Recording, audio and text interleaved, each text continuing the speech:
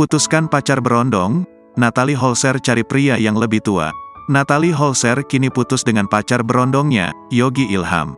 Alasan Natalie Holzer putus dari pacar barunya itu lantaran ingin mencari pria yang lebih tua. Keputusan Natalie Holzer ingin putus tersebut disampaikan Yogi Ilham lewat media sosialnya.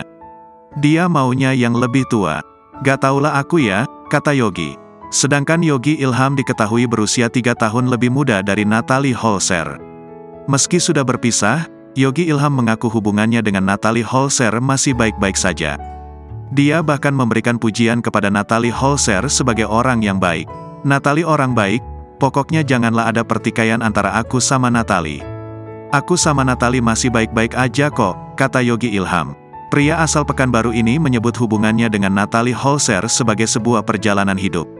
Pokoknya kita nikmatin aja, aku sama dia udah termasuk perjalanan hidup jadi nikmatin aja. Sementara itu, Yogi Ilham sendiri mengaku tak memandang usia pasangan. Dia bakal menerima pasangannya, meski lebih tua maupun lebih muda darinya.